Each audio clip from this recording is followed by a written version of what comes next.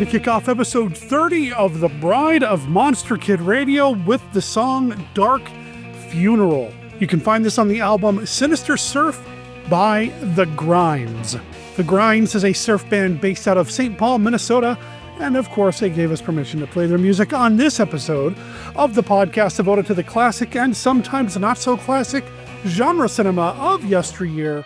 This is Bride of Monster Kid Radio, and this is week 3 of Full Moon June, where we are howling at the moon, celebrating werewolf cinema, looking at some classic lycanthropy films, and this week we are welcoming back to the show Monster Kid Radio irregular and a lifelong friend of mine at this point, whether he likes it or not, Matt Rashleigh. He's coming back to the show, and we are going to talk about a Hammer film, The Curse of the Werewolf. Now, I do get into this with Matt, but this is probably the first time I've watched this movie in a very long time. I haven't really spent a lot of time with Hammer the way that I used to back in the day, and I missed it. And it was a lot of fun to revisit Hammer's singular werewolf movie with Matt. So that's coming up in this week's episode of Bride of Monster Kid Radio. Also, Kenny's back with another look at Famous Monsters of Filmland. How cool is that? I'm excited to share that with you. I do want to say that Mark Matsky's Beta Capsule review, it's going to take a break this week. Mark's had a lot of stuff on his plate, and, you know, getting into some Ultraman goodness, he just wasn't able to get that segment done this week. All sorts of other things going on in his life right now. He just needed a break, so we're going to give him a break. Mark, you're welcome back anytime.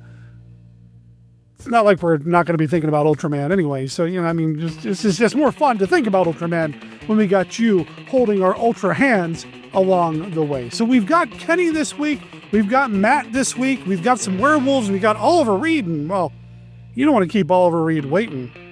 Let's get into the rest of the show.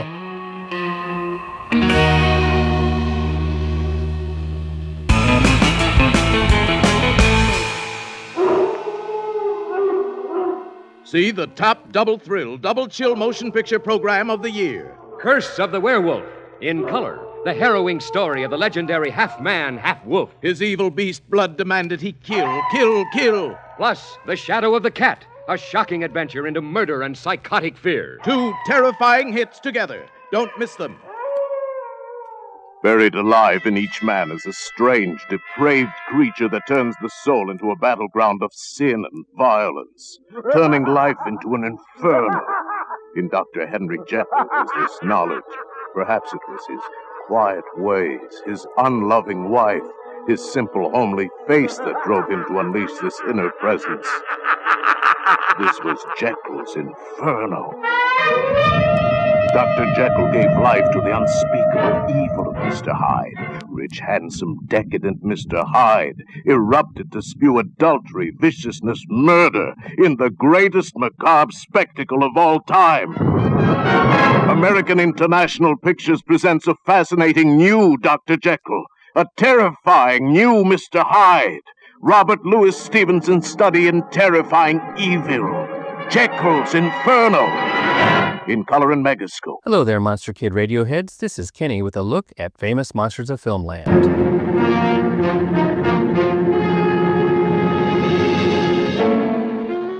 Today we are going to continue our look at werewolves in Famous Monsters. Let's see how the wolfmen of the 50s and 60s were covered.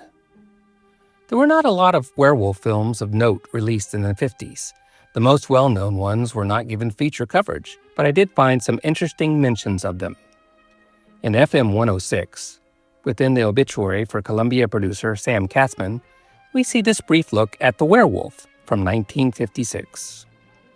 Katzman's The Werewolf couldn't compete with Chaney's Wolfman, or Oliver Reed's Curse of the Werewolf, or Henry Hull's Werewolf of London, but it was a serviceable 78-minute horror film from Columbia, and here's what The Hollywood Reporter thought of it. Another Sam Katzman specialty of horror, fantasy, and science fiction. The Werewolf is the latest of his programmers to be released to theaters. Of course, nobody is going to believe what goes on with the change of man into a wolf.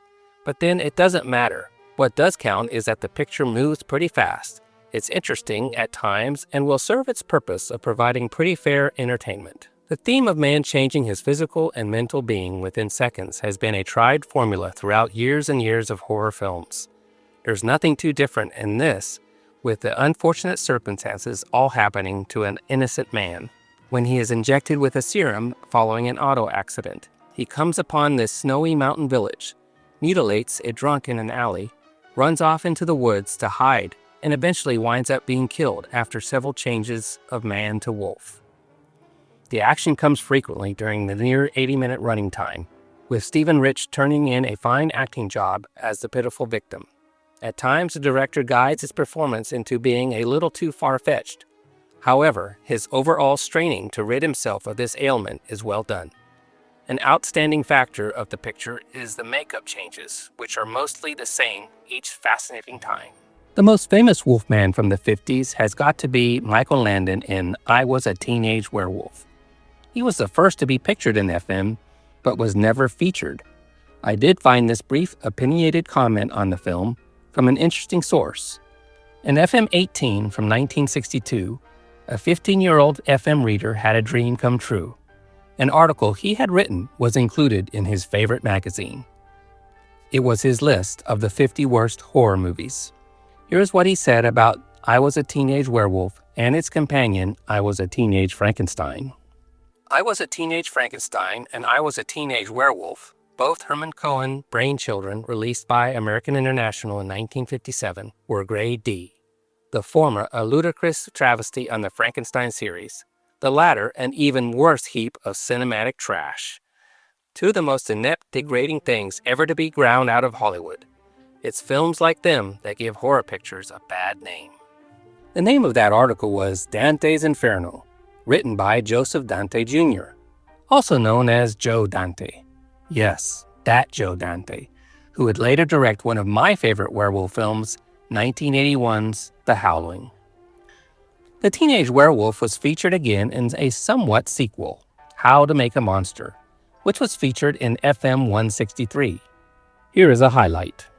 On screen, the werewolf stalks his prey, dodging rocks and trees as he makes his way to the victim. Nixon watches with semi-interest. Suddenly, from behind his seat, the werewolf appears. It's Larry Drake in full makeup, and in his hypnotized state, he thinks he really is a werewolf. He attacks Nixon and brutally murders him. Two 1960s werewolves were featured in the pages of FM. Let's listen to some highlights from FM 12, which previewed the 1961 Hammer classic, Curse of the Werewolf. Years pass. Leon is a lad of 6 when there is a series of vicious attacks on flocks of sheep in the neighborhood. The night watchman is ordered by the mayor to shoot all wolves on sight. The first time a wolf was shot, Leon falls mysteriously ill. Upon examination, bullets are unaccountably found in the body of the little boy. The local priest has a horrifying explanation. The child, he says, is only half human. He is a werewolf. Put into prison, Leon feels like a caged animal, and when the full moon shines into his cell, he changes into a creature that cannot stand to be restricted. And so, with his superhuman strength, Leon the lycanthrope pulls the very bars of his cell from their hinges, hurls the door with a snarl of rage, and leaps upon the paralyzed jailer in bestial fury. Free, Leon crawls atop the rooftops of the main square, but he realizes now he can never return to the earth below, alive. Proving the ultimate human nobility of his nature, he calls to his adopted father in the crowd to shoot him with the silver bullet he knows to be in his gun. Don Alfredo reluctantly fires. The lethal pellet pierces the hairy body of the wolfman. Leon tumbles to the street below. You must see for yourself the exciting, suspense-packed ending. And here is a case where the FM article is better than the movie. From FM 24, here's the write-up for a not-so-classic werewolf film. They coupled it with Boris Karloff's Corridors of Blood. They asked, how much shock can your nerves stand? They called it a new high in horror. This ghoul in school, half of the double bill in Nervarama. When the moon was high in the sky, terror exploded. What was the terrifying secret of the unseen monster? The bloodthirsty, kill-crazy creature that brought death in the dark and then disappeared without a trace? A forest of fear, a dormitory in the thrall of the unknown as a mysterious shadow casts a spell of terror, and a heart-stopping ending, with the unmasking of the one person no one would ever suspect as the secret killer. These were the promises made the audience of Werewolf in a Girl's Dormitory, a mangled, mutilated body found in the woods near the dorm. Evidence pointing to the horrifying possibility that the murderer may be half man, half wild animal. A witness who dies of embolism when a lethal bubble of air is injected by a syringe through a vein into her bloodstream. All these added to the sinister suspense in Werewolf in a Girl's Dormitory. Kind of makes you want to see it, right? Don't set your expectations too high, folks. Vincent Simonelli's second part of the definitive look at werewolf movies fills in the rest with other films featuring werewolves from the 60s. In 1966, the first in a series of south-of-the-border werewolf films saw the light of day, or perhaps I should say the dark of moonlight. Rather than discuss them chronologically, I shall deal with them as a whole and save time. The Castle of the Monsters was a virtual, though uncredited, remake of Abbott and Costello Meet Frankenstein. Lon Chaney Jr. returned in 1959 as a werewolf in The Face of the Screaming Werewolf. This was followed in 1963 by The Blue Demon, in which the popular masked Mexican wrestler, the Blue Demon, fights to the death against a werewolf. The Blue Demon, an even more popular wrestler named Santo, were to fight many more monsters in their film careers. Films in which they have fought werewolves were Santo and the Blue Demon versus the Monsters, Santo and the Blue Demon versus Dracula and the Wolfman. In 1965, the female of the species got its turn with La Loba, the she-wolf. And the last Mexican werewolf film was El Charro de los Calaveros, the Rider of the Skulls, released in 1966. 1968 was an important year for the werewolf film. Paul Naschy wrote and starred in Frankenstein's Bloody Terror, a film which, while it had nothing to do with Frankenstein, did have a great deal to do with werewolves. It was a very popular film and caused a long series of sequels with Naschy as their star. While Naschy is relatively unknown in America, he is very big box office in Spain. Mr. Naschy estimates it cost over $1,000 for a Spanish werewolf makeup. The Night of the Werewolf, Assignment Terror, The Werewolf versus the Vampire Women, Dr. Jekyll and the Werewolf, and the recent return of Walpurgis. That is all for this week's look at Famous Monsters of Filmland. We will have more next time. For MKR, this is Kenny saying adios.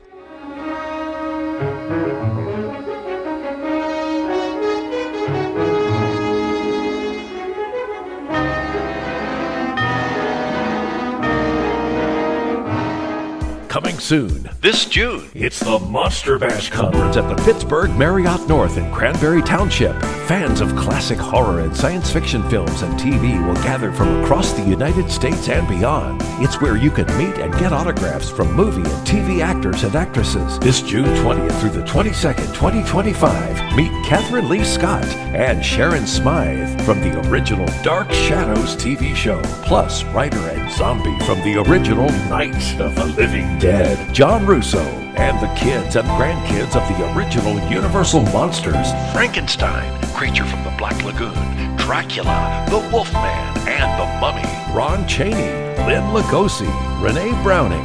Also appearing, the Monsters movie grandpa Daniel Roebuck, TV horror host Son of Ghoul, an Ohio TV legend, and horror host Mr. Lobo. Renegade monster movie director David The Rock Nelson will be filming on site as well. You'll love shopping over 100 vendor tables featuring movie collectibles, DVDs, Blu-rays, vintage toys, vinyl records, monster magazines, comic books, and more to boggle your eyes. Rare film screenings, special talks, and live game shows where you can win great prizes. It's all part of Monster Bash at the Pittsburgh Marriott North, June 20th through the 22nd, 2025. For discounted advance admission, go to the website monsterbash.us. That's monsterbash.us. Or call 724-238-4317 for more information.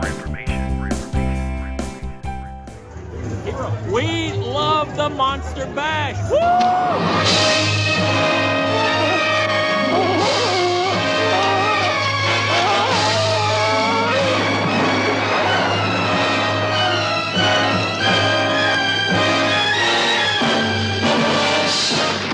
did he die, man? Dr. Pepper signed the certificate natural causes, but I should have thought from the look of the poor fellow that he died of fright. This is a frightened village. Here, it is wiser to close your ears to a scream in the night. In this place, even familiar things take on an odd and terrifying significance.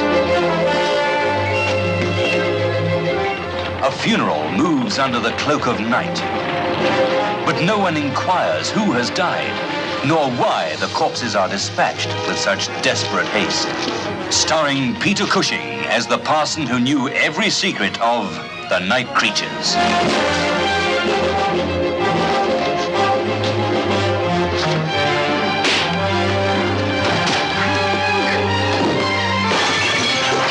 Yvonne Romaine and Oliver Reed as two young people who loved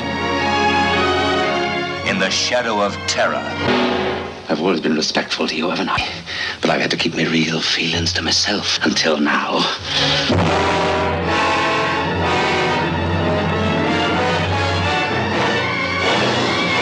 Patrick Allen as the courageous Captain Collier, who sailed the seven seas in search of danger and found it in The Night Creatures.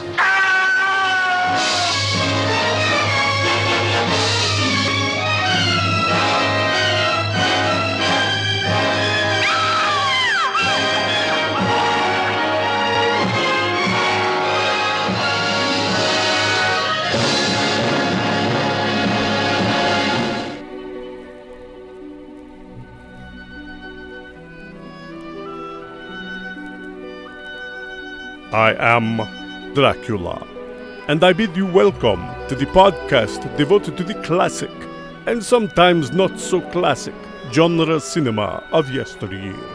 And I offer you this warning.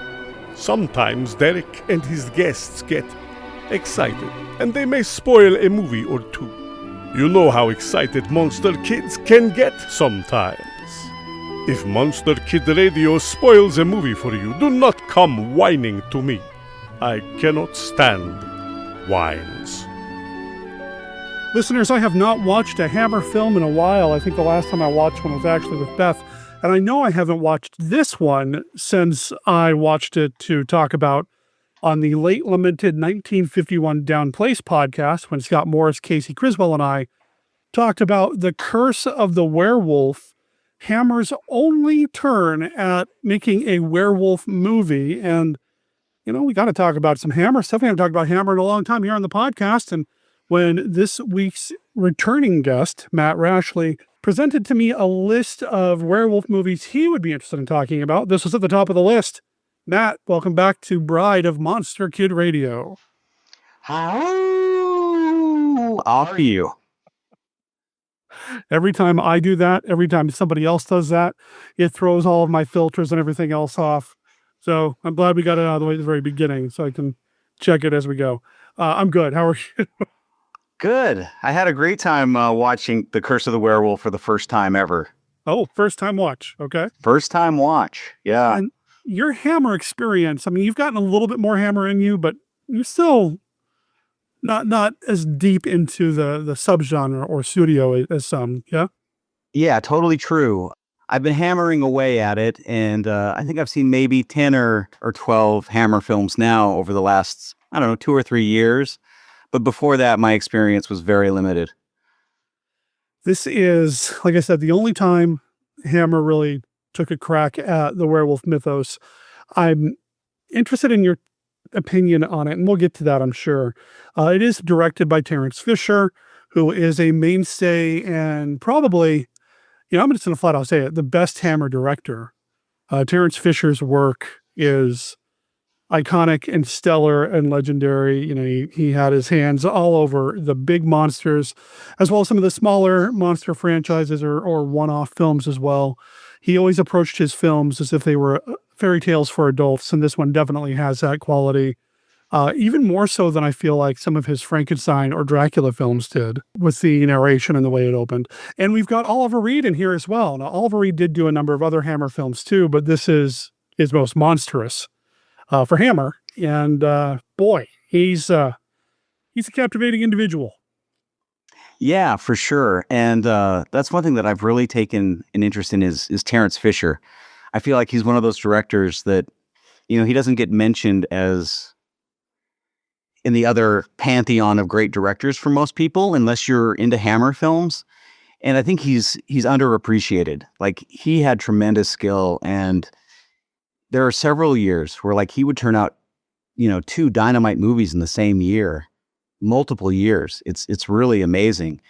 And I was reading that he had worked with Oliver Reed on 2 other Hammer films before this, which were like really early in Oliver Reed's career, because I believe he was only 23 when they made The Curse of the Werewolf. But before this, Terence Fisher had worked with him on the Two Faces of Dr. Jekyll and The Sword of Sherwood Forest. And I guess the two of them got along really well. Have you seen either of those 2 films? No, I had not. So those are also Hammer films. Hammer did do 3 or 4 Robin Hood movies, which I find fascinating. Because Hammer's known for the horror, but they did so many other things. That was probably one of my favorite things about doing the Down Place podcast that I used to do, was discovering and exploring and presenting non-horror, non-genre Hammer productions. Terence Fisher was a master at all of it. And I feel like you would have to get along with Oliver Reed if you want to continue to work with him. He seems like somebody who worked hard and played harder. Yeah, it's interesting. Like, I saw Oliver, which was like really his tour de force, playing Bill Sykes in the 1968 film, which won Best Picture of the Year for the Oscars. And he terrified me as a kid. Like, I was genuinely scared of Oliver Reed. Yeah. And that has influenced the way I viewed him my entire life. As a young adult, seeing him in his final film in Gladiator, I really appreciated his performance and respected him as a performer. But like, in the back of my mind, I still saw him as Big Bad Bill, So it was really interesting to see him in this movie as a young man in his early 20s. I think the first film I ever saw him in, Condor Man. Wow. And I loved Condor Man when I was a kid, man. I loved it. And I don't think I even really knew at the time actors or directors or anything. I just knew that I loved Condor Man. And then years later, when I started exploring other cinema and I realized, oh, I've seen this guy before when I was a kid. He was a bad guy because of course he was. He was in Condor Man, but the guy who would play the Phantom of the Opera on stage on Broadway as Condor Man. Weird career there. But yeah, he's charisma. He's power. He's sexiness. He's everything. Yeah. He's very, like, there's just like a very potent gravitas about him. Like, knowing his personal life and being a hard drinker and partier is no surprise when you see the way that he kind of commands the screen. It's a shame that he left us at the age of 61. Yeah, I mean, for somebody who lived hard and played hard, I'm not overly surprised. But he was at the peak. I mean, he was still turning in incredible performances. You talk about Gladiator. He was amazing in that, in his limited role in that. Yeah. I also found it interesting, having been scared of him in Oliver and seeing him at the end of his life going back to this, because I've got to say, this movie didn't hit me as a horror film. It hit me as like this kind of gothic tragedy fairy tale in a way. Mm-hmm. And I had a lot of empathy for Oliver Reed's character of Leon. Like, I felt in my heart sympathy and pain for the curse that was upon him and was no fault of his own. Like, I was honestly surprised to be emotionally moved by a Hammer film in that way. And I also felt like this movie had a sensitivity about it that I hadn't experienced with the other films. I'm curious about that. What do you mean by that? Well, the fact that from the beginning of the movie, which starts, like you said, like a fairy tale. You know, it's being told by the narrator, Don Alfredo, played by Clifford Evans, who ends up raising Leon. It almost reminded me of like Jim Henson's The Storyteller. Oh. The way it begins with a beggar coming into town with the bells ringing, but no one on the streets, and following him as he goes to the Marquise, who is, you know, devilishly played by Anthony Dawson.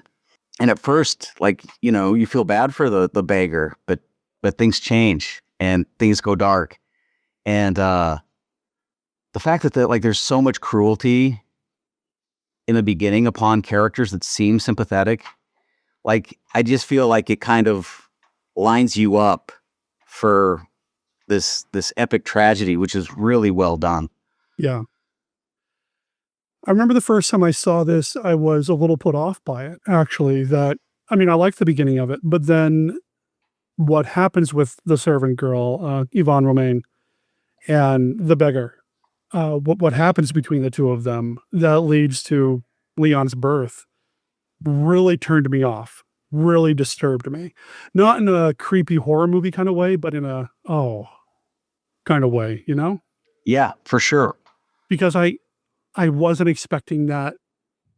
And you don't see anything, you know, this is still early 60s, 61, so it doesn't get overly explicit, but you know what happened. He assaults her, and she can't even scream out or speak out about it. And it was disturbing for me. Yeah, it's definitely traumatizing. It's also interesting kind of reading about the history of this movie and the fact that it was kind of a box office failure. But it sounds like a lot of the blame was put on the British Board of Film, which would censor movies, and they would get an opportunity to see scripts before they went into production. The reports that I've read was that Hammer had dressed Bray Studios in a Spanish motif for the movie they wanted to make called The Rape of Sabina. And they submitted that script and The Curse of the Werewolf to the BBFC at the same time. And the BBFC said, heck no, you're not making either of these films as written. And somehow the Catholic Church found out about The Rape of Sabina, and they also put their foot down saying, don't make this movie. So Hammer doubled down on The Curse of the Werewolf, made it the way it was written. And when that film went to the BBFC, they demanded cuts or they weren't going to let it be released. And it sounds like in that time, BBFC was already under a lot of pressure because of other movies that had come out and that kind of offended some people's sensibilities. So they kind of were reactionary with this movie. And when The Curse of the Werewolf initially came out, it was really chopped up, which kind of ruined the narrative and other issues. And I guess it was restored in the 90s is what I'd read. But a lot of blame was put there. And I could see that. I also wonder, with massive, retrospective lenses on, this one does veer quite a bit from traditional, quote unquote, traditional werewolf lore. And I do wonder if some of that also had an impact on this movie's initial release. I think over the years, it's kind of grown to gain more respect. And I certainly respect it a lot more now and enjoy it a lot more now. But, there's no, you get bitten by a werewolf, you turn into a werewolf, the traditional lore isn't there. But then, when you think about what the quote unquote traditional lore is, that was all made by the movies anyway. The poem, or only a man who's pure at heart and says his prayers by night, whatever, all of that came from Kurt Siodmak in The Wolfman. That wasn't, taken from any traditional story or anything like that, like Dracula or Frankenstein. So they had a pretty blank slate to play with when this film went into pre-production. And they seem to have really stuck to the book, The Werewolf of Paris, as far as kind of the origin of the curse of the werewolf upon Leon, as far as, the way he was conceived, being born on the edge of Christmas. all those kinds of things. And you're right, it doesn't fit into the regular movie lore of werewolves, but it's interesting. And I also agree that this movie seems to be polarizing in the sense that like the first half is like the first 45 minutes doesn't even have Oliver Reed in it. Right. And is all told through a narrator. And then the second half is Oliver Reed's movie. It makes me wish that this was like the first part of like a series of films. Like it just feels like this would have been a great setup for a second film where you don't know if Leon meets an end or not, and that you get to see him struggle and deal with the curse that's on him. That's one thing that I really found nuanced about this movie too, is there's that duality. You know, you have this man struggling to be a good man, but there's also the beast within. And there's that conflict, that internal conflict that I think Oliver Reed really delivered on. And it's amazing that he was able to do that at such a young age. Yeah. Like knowing his real life later on, it wouldn't have surprised me if he'd done this role. Like at 40, like totally. But the fact that he was able to capture that at 23 is really impressive. So even though, you know, the movie's a little uneven as far as pacing and some people are turned off by the lore difference, I really think this is a gem. In fact, I've watched it twice now. Oh. And even though I've only watched, like I said, 10 or 12 Hammer films, on second watching, I might get in trouble here, but I'm almost about to say that I think this is my favorite Hammer film so far. Wow. I don't think it's the most horrific or scary, but like, I feel like this one's like, you know, it's a piece of art. I think Terence Fisher nailed it. The casting's perfect. We haven't talked about the music yet or the cinematography, but the movie's beautiful. Like when I first heard that, you know, they dressed Bray Studios to be Spain and they changed it from Paris to Spain to match the sets they'd already done for The Rape of Sabina. At first I was like, oh, this is going to look cheesy. But I think it's probably the most beautiful of the Hammer films. The lighting, the setting, the costumes. It doesn't look like Spain to me, but it's really enchanting. And I think it kind of fits the whole fairy tale myth, the way it plays out, you know? I do. Yeah. I don't know if it looks like old Spain or not, but it doesn't look like old London. It doesn't look like old England. It doesn't look like every Frankenstein or Dracula film. You can recognize a few bits of setting here and there. I feel like there are a few pillars you can kind of recognize, and I'm almost positive the decoration on the floor with the marquee we've seen in other films as well. But otherwise, it looks like its own place. And Bernard Robinson, the production designer for Hammer, for the best Hammer films, really knocked it out of the park here. It looks gorgeous. It looks beautiful. It looks real in a way that some of the other ones don't, to me. And that's not a dig on the other movies, because I love the Frankenstein films. Love them. And some of the Dracula films I'm in love with as well. But there is something about this one that maybe it feels more real in its otherworldliness to me. There's something about it. It's gorgeous, though. Yeah. And two things that I wanted to ask you about, because I know that you're really into music and really into makeup effects. Mm-hmm. Like, what are your thoughts on the makeup and what do you know about it? Because I was really impressed. I was surprised the way that they took advantage of Oliver Reed's features. Yes. Yeah. It's like they took all the physicality that Oliver Reed brought and enhanced it. A lot of times you'll see an actor work through the makeup. And in this one, I feel like the makeup is trying to work through Oliver Reed and might not have always won.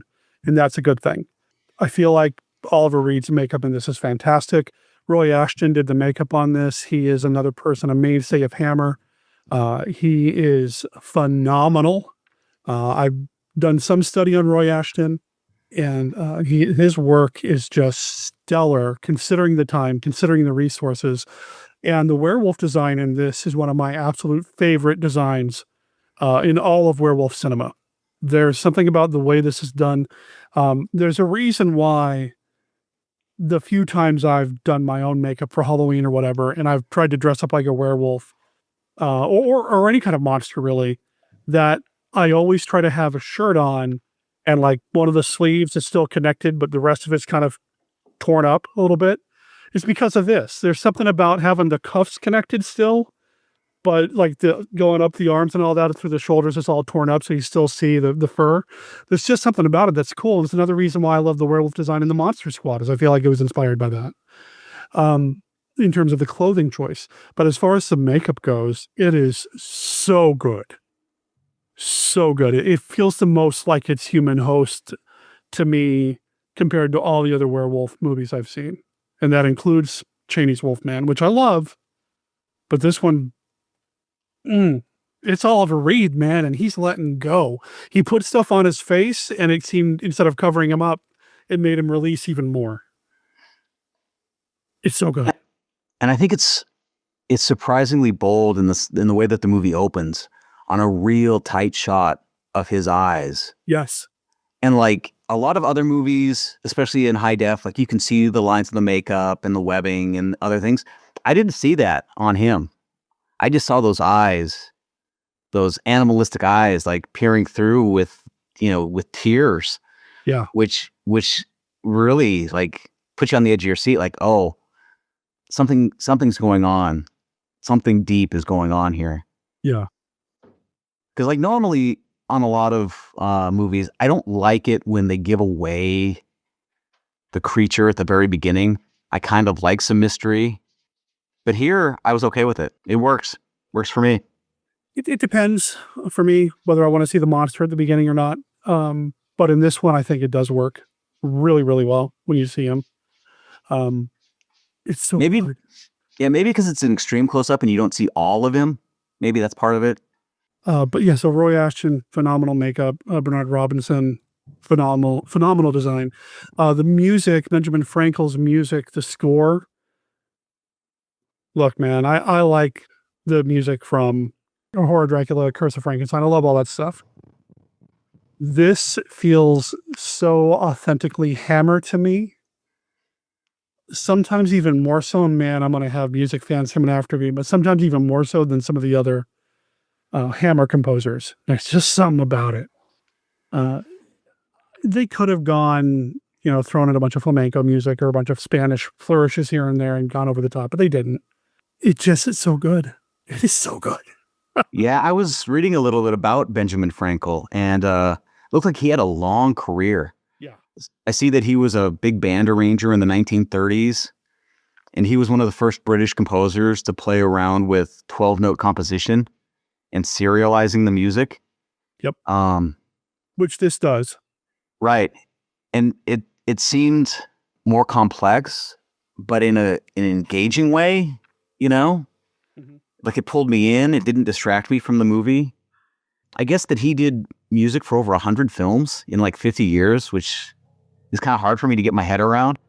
So much music and for film and television. And he only did, I think, 2 Hammer films. This one, and then Hammer Films' take on The Old Dark House, which is one of my least favorite Hammer films of all time, despite being directed by William Castle, of all people.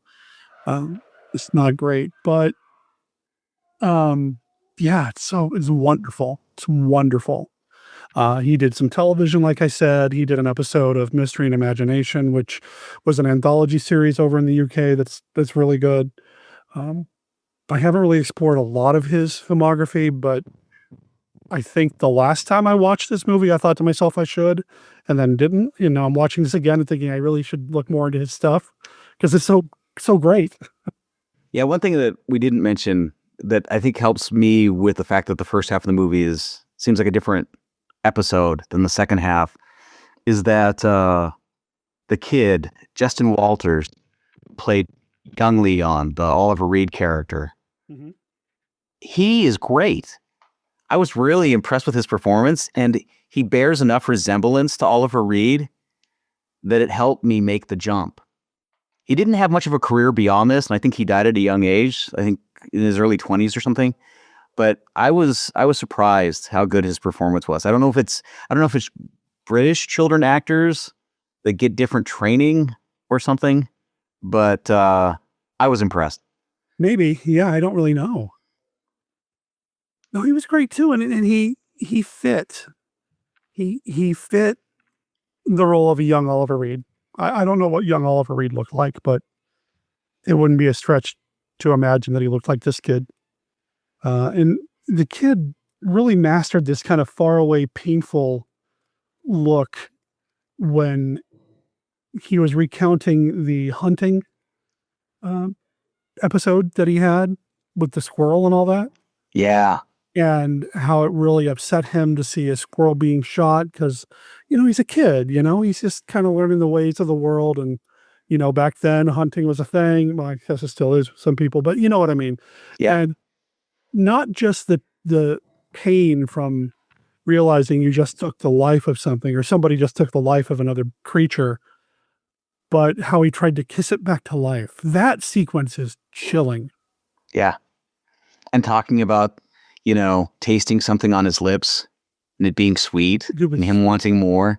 And the fact that, and I guess this is true to the book, is he doesn't remember what happens at night, but he has these dreams of being a wolf. It's really captivating. It pulls you right in. It pulls you right in. It's chilling. And as he's kind of recounting what's happening to, he calls him his uncle, and he seems to slip between just recounting what's happening to having a waking dream at that moment. And that delicate walk between overplaying the fact that you're kind of recounting a dream and still keeping it grounded. Really good job. And I don't know if it's the actor, I don't know if it's the director. Like you said, maybe British kids get trained differently back then. I don't know. It's one of those movies where it just seems like, even though it was disappointing business-wise, everything lined up as far as the casting, the directing, the music, the editing. To me, I think that's the reason I kind of fell in love with it. It seems like everything came together just right. Just talking about the sequence about him talking about hunting squirrels. The other one that gets me too was when the gamekeeper is trying to catch a wolf and he fires his gun and it cuts to his uncle bursting into his bedroom door. And there's little Leon, fangs out, wolfing out at the bars at the window. And the whole time you're thinking, right before that, you're like, oh, they shot him. But no, he's captive. It was just great. It was a great sequence. Yeah. Now, you've seen a handful of Hammer films now, so you've more than likely gotten used to seeing the face of Michael Ripper. Michael Ripper is an actor, a character actor, I suppose you could call him. He has been credited as appearing in more Hammer films than Christopher Lee or Peter Cushing. He almost always plays the old drunk, the old bum, the old, whatever. In this one, he does play a drunk at the bar. He, a lot of times, doesn't get a chance to really stretch his acting wings, although he's phenomenal in Night Creatures, which is another Oliver Reed film with Peter Cushing from Hammer.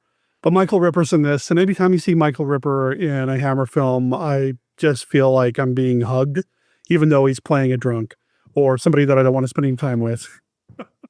He's just this comforting presence, and it was cool to see him in this. He's in the bar sequence, and it's right before Pepe, is that his name? The huntsman goes in the back and melts down the crucifix to make silver bullets. So it's in that sequence, in that moment. It was really fun to see him there.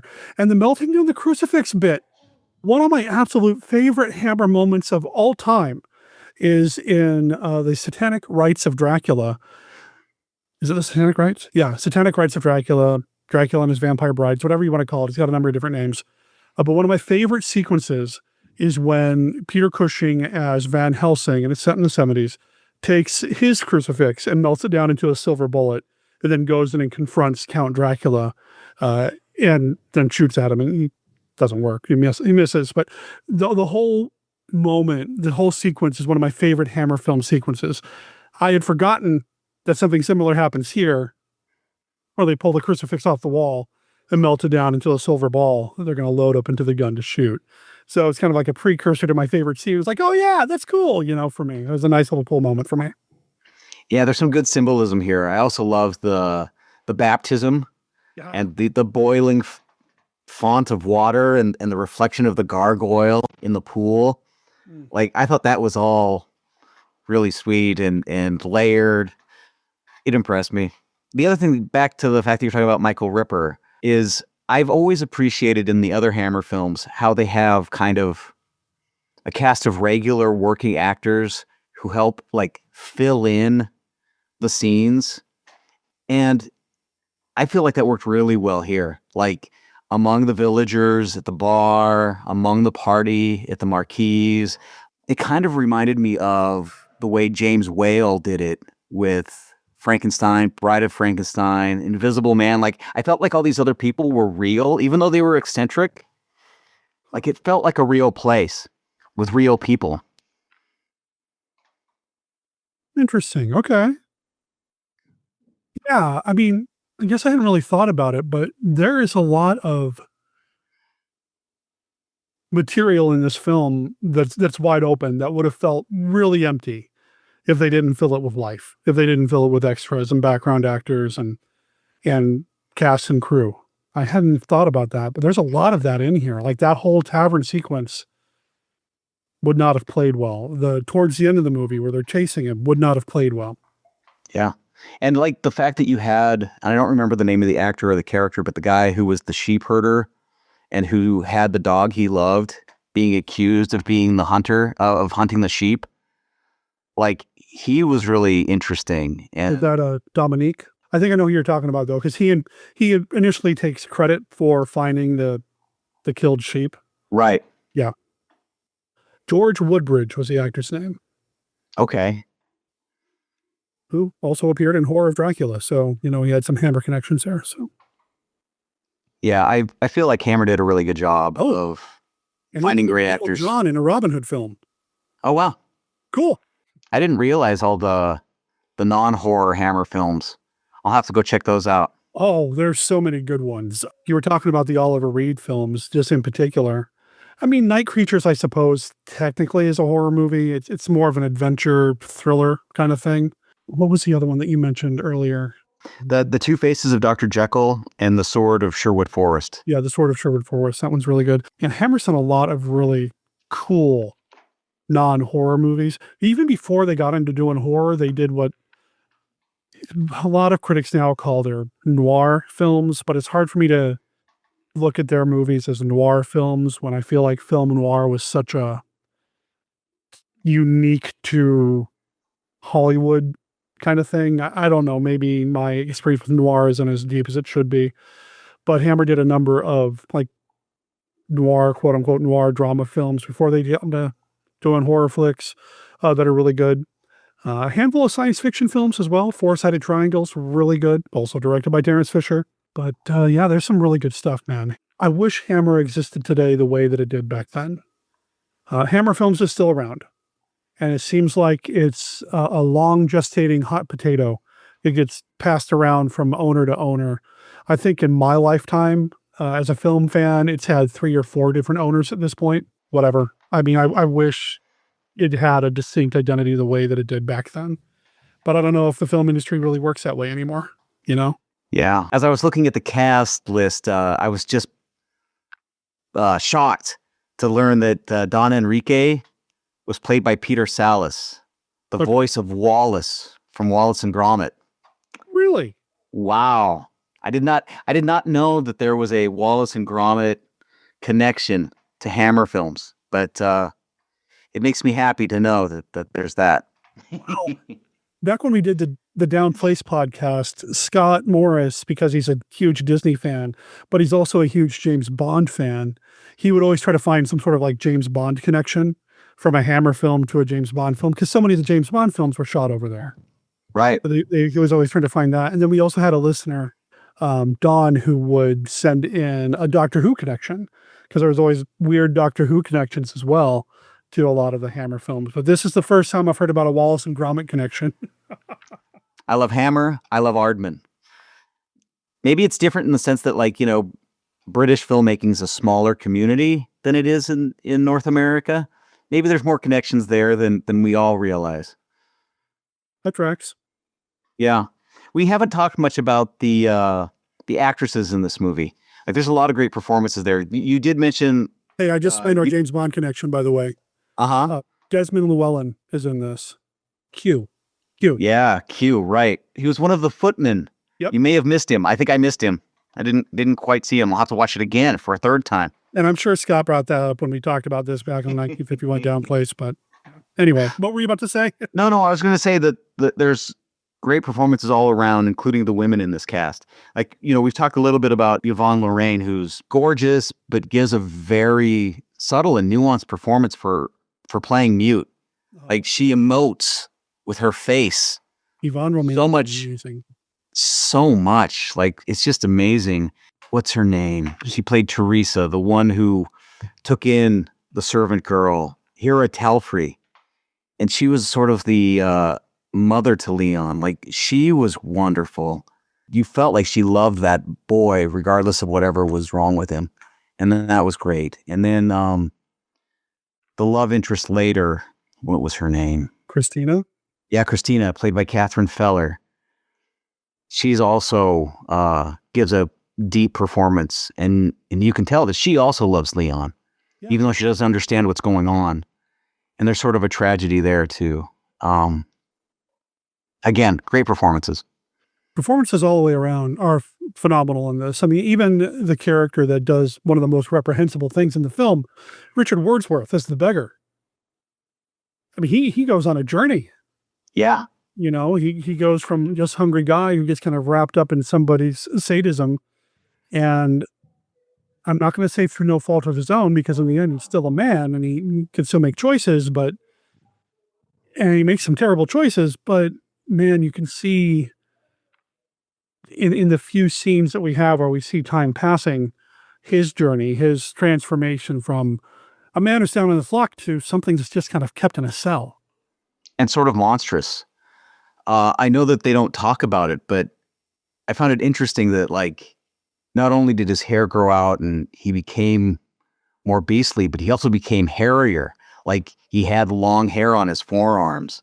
And I haven't read anything that suggests it.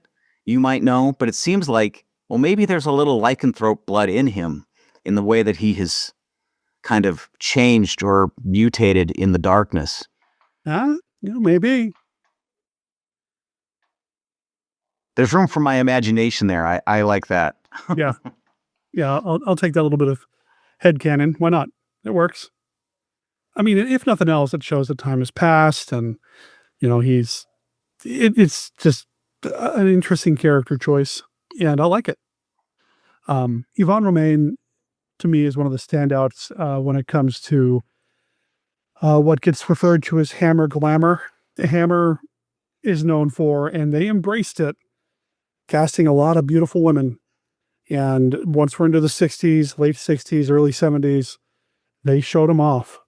And, they had the taste of, they had good taste, I suppose, because Yvonne Romaine's gorgeous. And she does a phenomenal job in this too. What I appreciate is that even if they cast a lot of eye candy, they've always made sure that they could at least hold their own and carry a scene and do what they needed to do. I don't know if Yvonne Romaine would have survived being on screen with Oliver Reed very long. Yeah. Such a powerhouse. But she's really good. And just she wants to communicate. She is communicating through her eyes. And that's it. She can't talk. She can't speak, but she's still giving us pain, giving us hurt, giving us need for help, giving us affection when needed, all that throughout the entire film that she's in without hearing one word come out of that mouth. Have you watched the trailer from Hell with John Landis? I'm sure I have. Talking about this? It's been a while. It's hilarious. I recommend everybody search it. I know it's on YouTube. Okay. John Landis has always had a wit and quite an interesting sense of humor. But he talks about Oliver Reed and how he played a great werewolf, and then, for better or worse, spent the rest of his life being a werewolf. It's an amusing take. You can tell that John Landis loves this movie, even though he's willing to poke a little fun. Landis even references this in An American Werewolf in London. This gets name checked briefly when David asks about whether or not you've seen the Wolfman to the nurse character. Oh, you mean the one with Oliver Reed? No, the older one. So nice. Yeah, you can tell. You can tell Landis loves this movie. Well, Landis is one of us, and we talked about that a couple weeks ago on the show when I had Mark Finn on here, and we were talking about An American Werewolf in London, that, he's one of us. He's a monster kid who made good, Yeah. And he's got a strong relationship with these movies. Sometimes I feel like when I think about monster kid fandom, let me back this up. I feel like if you love these types of movies, you're either a John Landis or a Bob Burns. Bob Burns being just an incredible presence and personality in all of monster kiddom. He's been holding on to and has kind of like a little mini museum of all these props and all that. He's a gorilla man. He played Tracy the gorilla in so many things and really archived and documented all of this stuff, and is a monster kid as well. And I remember seeing an interview or a sit down with the two of them in something, and I don't remember what it was for. It might have been on a special feature on the Island of Lost Souls Blu-ray. And they were talking about the Universal Frankenstein films. And John Landis talked about how much he loved some of the earlier Frankenstein movies, but as they went along, he didn't think they were nearly as good. And Bob Burns was like, yeah, but it's Frankenstein. You gotta love Frankenstein, And I feel like on that spectrum, if you have a spectrum between John Landis and Bob Burns, I'm more on the Bob Burns side of things, where I love it all. I don't care. Yeah. Where John Landis is a little bit more willing to be a little critical if need be, or poke fun if need be. And that's the way he enjoys his stuff, and that's fine. But I find myself being more Bob Burns. I think that one thing that I should thank you for is that as I've journeyed more into monster kiddom, as I deal with a midlife crisis, I might as well become more of a monster kid. It's given me more appreciation for those that consider themselves monster kids. And the fact that it's not a monolith, like there's a lot of room for people to love what they love and not take any heat for it. Like everybody's loved for what they appreciate. And that's one thing I've really loved about our conversations on MKR and Bride of MKR is that I think both of us, even in movies that may not be great movies, can appreciate the great qualities of those movies. I wonder if some of that is us being, me being a hardcore monster kid and you coming into it. I don't know if maybe some of it's because we thought we'd be filmmakers when we grew up and we kind of recognize the struggle a little bit. I don't know if it's an age thing, just overall. I'm not sure what it is, but yeah, it is something that I think you and I have a kinship in, something that we connect with, is that, it might be a terrible movie for, I mean, come on, Modest the Hands of Fate is not, by all means, by all definitions, by all metrics, that movie should not be considered good in any way, shape, or form. But I love it, man. Exactly. Yeah. I love it non-ironically. I love it straight. I don't care. I don't believe in guilty pleasures anymore. I have many things in which I take pleasure. Absolutely.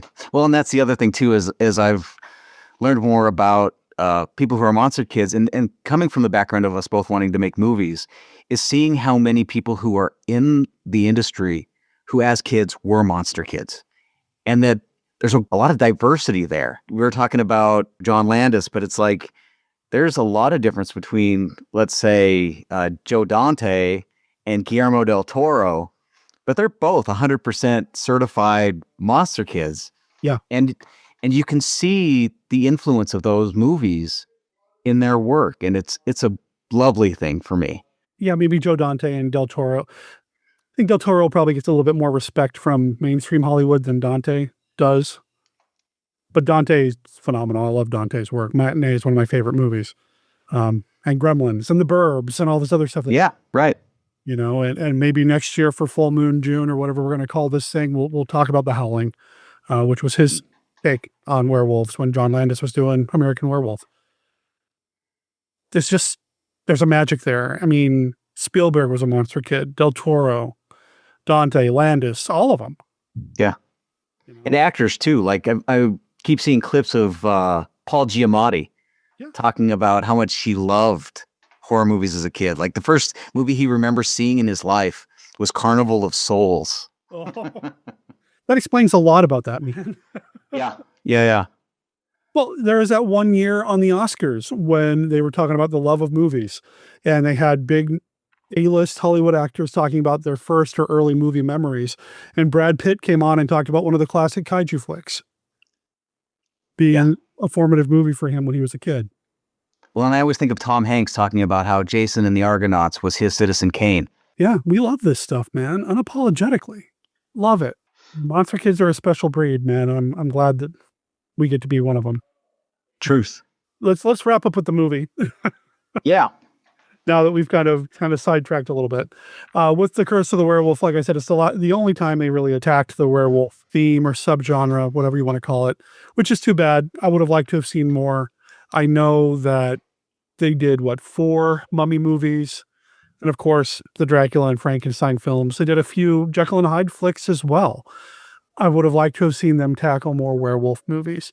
I don't know if a sequel to this would have worked, or maybe something a little bit more traditionally, quote unquote, traditional werewolf would have worked, but for whatever reason, this was the only one they did. And it's a shame because you can really see Hammer firing on all cylinders here with this one, from the set to the music to the performances to the direction to that weird grown-up fairy tale to the climax with him throwing a flaming bale of hay down on the crowd. That sequence alone, that scene, that shot. So, man, so great. Yeah.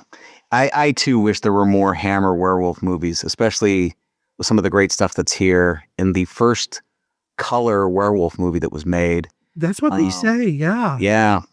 It would have been interesting to have seen what else Hammer could have done with werewolves. And it makes this one movie, I think, a little more special in the sense that there's only one. Man, I wish there were more. Indeed.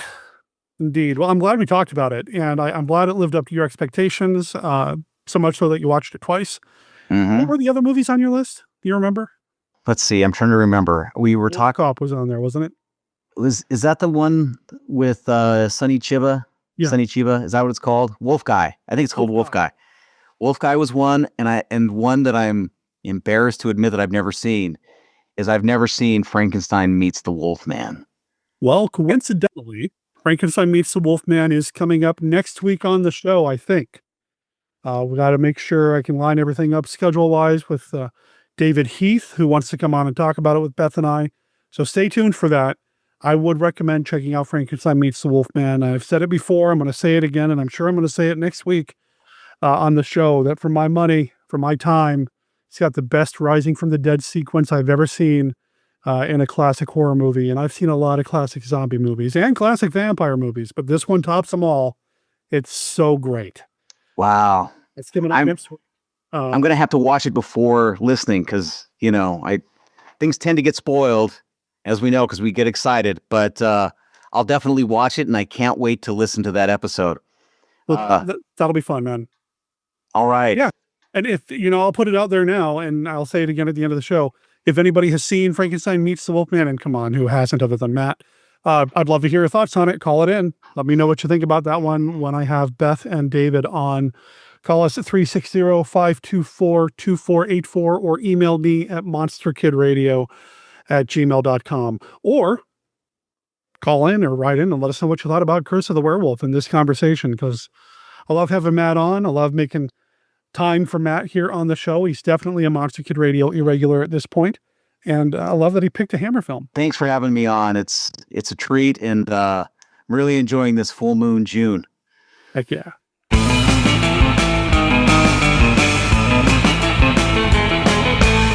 Well, that brings us to the end of this episode of Bride of Monster Kid Radio. Thank you for being here. Thanks for listening. And I'm just going to assume that you're already sharing posts about this podcast across all of your social media. So I'm going to thank you for that.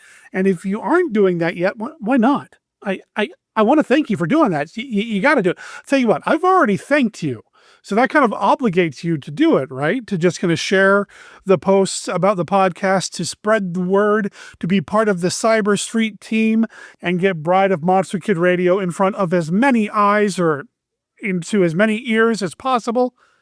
Just let people know they can find us over on Facebook, on X, on Blue Sky, on Instagram, on YouTube, on Reddit, on Discord, on Patreon, and over at monsterkidradio.net. Now, this is our main website. You're going to find everything you need to know about the podcast over there. Go check it out. You're going to find links to everything that we talk about here on the show. And you know what? I'm going to give you a link to something that we haven't talked about on the show yet. And I bring this up because Matt actually brought this to my attention after we got done chatting about The Curse of the Werewolf. It's not werewolf related, but it is Monster Kid related in a serious way. Ray Harryhausen, Miniature Models of the Silver Screen. This is an exhibit that is coming to the Mini Time Machine Museum of Miniatures in Tucson, Arizona. It's happening later this year, September 30th through May 3rd. I know that Beth and I are going to go at some point. Also, what I'm really excited about, check this out. October 4th at the Loft Cinema in Tucson, a special screening of Jason and the Argonauts, plus a Q&A with Ray Harryhausen's daughter, Vanessa Harryhausen, and Connor Heaney, the collections manager for the Ray and Diana Harryhausen Foundation. This is a matinee screening of the movie. This is a Q&A. This is an opportunity to see Jason and the Argonauts on the big screen, which I've never had an opportunity to do. That's coming up later this year. You know, I've been lamenting online and in some private messages with some of you that there doesn't seem to be a lot of classic horror stuff happening in the area for me these days. That, you know, as much as I love living down here and I love the life that Beth and I are building down here, I miss having access to movie theaters and events and conventions and gatherings and festivals like I used to up in the Pacific Northwest. So when I see something like the Loft Cinema showing Jason and the Argonauts, dude, I'm there. And I would love to meet you there as well if you are going to be in the area. I'll make sure there's a link to this in the show notes, but make sure you go over to theminitimemachine.org to check that out. Now, there are some other horror conventions happening here in Arizona, in the Phoenix area, that I'm trying to get connected with. And if that happens, well, I'll let you know here on the podcast and over at monsterkidradio.net. Make sure you check out the website for our Amazon affiliate link as well, because every time you shop at Amazon, if you click on that Amazon affiliate link first, that big button, it's kind of hard to miss. You're going to help us out a little bit because we get like a penny or two.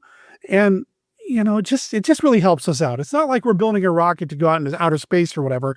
We're just trying to keep the podcast going and bringing you all sorts of fun Monster Kid goodness here on the podcast. So make sure you check that out. Also, check out the link to Twitch, twitch.tv/monsterkidradio. As of right now, I'm running a loop of various spooky movies. We've got Terror in the Haunted House. We've got Night of the Ghouls and a whole bunch of trailers and a whole bunch of other really cool stuff.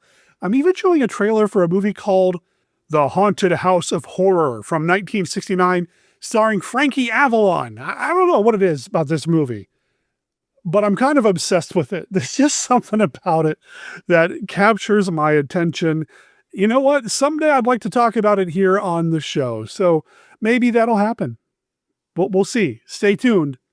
Maybe we'll talk about the Haunted House of Horror. I know that we're talking about Frankenstein Meets the Wolfman next week on the show with Beth and a returning David Heath. He's going to be back on the show. I don't think he's been on the show since we've relaunched as Bride of Monster Kid Radio.